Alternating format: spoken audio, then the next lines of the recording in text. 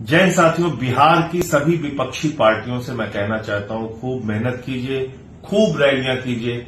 मैं भी खूब मेहनत और रैलियां करूंगा। पार्टी के हमारे कार्यकर्ता भी रैली और मेहनत कर रहे हैं। लेकिन जो अज्ञानेश कुमार जी का योगदान है बिहार चुनाव में, उससे एनडीए के हक में फैसला तय हो चुका है। एनडीए की जीत पर उन्होंने पहले ही, चुनाव के पहले ही मोहर लगा दी है, सर्टिफिकेट बांट दिया है, जो बात मैं काफी लंबे समय से कहता आ रहा हूं। ये एसआईआर के जरिए क्या खेल किया गया है बिहार में, 2-3 मिनट के अंदर आपको समझाने का प्रयास करूंगा।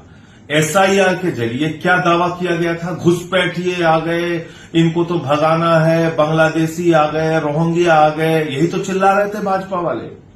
आप जाकर पता कर लीजिएगा, जितने भी मतदाता सूची में नाम थे, भारतीय जनता पार्टी ने एक भी नाम पे शिकायत नहीं की कि ये घुसपैठिया है या विदेशी है। एक भी नाम पे शिकायत नहीं की। पहली बात। दूसरी बात, जब अभी जो ये voter list, final voter list आई है, जिसके बाद अज्ञानेश कुमार जी के मुंह में ताला लग गया है, उनके मुंह से आवाज नहीं निकल रही है। पता है आपको कितने विदेशी नागरिक मिले पूरे बिहार के अंदर? 315। कितने मिले? 315। और उन 315 विदेशी नागरिकों में ज्यादातर हिंदू हैं, 78 मुसलमान हैं। 78 मुसलमान पकड़ने के लिए आपने 8 करोड़ मतदाताओं को परेशान किया, एसआईआर का हवा खड़ा किया, और विदेशी आ गए, घुसपैठिए आ गए, एकदम से हम पूरा परिवर्तन कर देंगे एसआईआर के जरिए। यह दावा कौन कर रहा था? अज्ञानेश कुमार जी कर रहे थे। इसलिए उनकी मूर्खता और अज्ञानता पर मुझे हंसी आती है। हालांकि वो बहुत चालाक आदमी है। ये अज्ञानता में वो कुछ नहीं कर रहे थे। वो दरअसल जो कुछ भी कर रहे थे, मोदी जी के इशारे पर कर रहे थे, भारतीय जनता पार्टी के कहने पर कर रहे थे। और क्या खेल किया है इस फाइनल लिस्ट में, वो भी आप समझ लीजिए। 5 लाख डुप्लीकेट वोट हैं बिहार में। जो मौजूदा सूची हुई है, जो फाइनल हुई है सूची, उसमें 5 लाख डुप्लीकेट वोट हैं। यानी कि एक मतदाता 2 जगहों पे, ऐसे 5 लाख मतदाता है।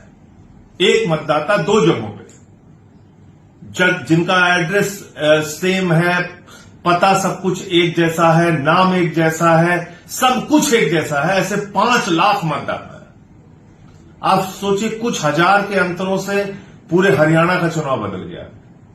कुछ 1-2% वोट के अंतर से दिल्ली का चुनाव बदल गया। तो बिहार में जब 5 लाख वोट वैसे ही भारतीय जनता पार्टी अपने झोली में रख के चल रही है अलग अलग विधानसभाओं में, तो खेल तो हो चुका है। खेल तो सारा खत्म कर दिया इन्होंने। जो कुल मतदाताओं की संख्या थी बिहार में, उससे 80 लाख मतदाता कम हो गए। आप कल्पना कीजिए कितनी बड़ी संख्या में मतदाता वहां पे घटाए गए हैं और कितने डुप्लीकेट मतदाता वहां पे हैं। तो इतने गड़बड़ झाले वाली वोटर लिस्ट से विपक्ष की पार्टियां चाहे जितनी मेहनत कर लें, चाहे जितना प्रचार कर लें, चाहे जितनी रैलियां कर लें और सभाएं कर लें, उन्होंने तो वोट चोरी कर रखी है, घपला और घोटाला कर रखा है। तो चुनाव में जो एसआईआर के जरिए घपला करने का मकसद मुख्य चुनाव आयुक्त अज्ञानेश कुमार जी और नरेंद्र मोदी जी का था, वो बिहार में सफल हो चुका है। और इस मतदाता सूची के आधार पर अगर वहां चुनाव होता है, तो नतीजे आज आप मुझसे लिख के ले लीजिए कि सर्टिफिकेट पहले ही जीत का एनडीए के प्रत्याशियों को चुनाव आयोग ने बांट दिया है। अब सोचना आपको है, तय आपको करना है कि आप इसका कैसे और विरोध कर सकते हैं। माननीय सर्वोच्च न्यायालय इन दलीलों और तथ्यों को सुनेगा या नहीं सुनेगा। अगर सुनेगा भी तो क्या इन तारीखों को रोकेगा या पुराने मतदाता सूची पे चुनाव करने का आदेश देगा? ये तमाम ऐसे सवाल हैं जो बिहार के चुनाव को लेकर खड़े हो रहे हैं। हाँ, ये जरूर है कि इस प्रकार से लोकतंत्र तो नहीं चलेगा, वोट चोरी जरूर चलेगी। जय हिंद।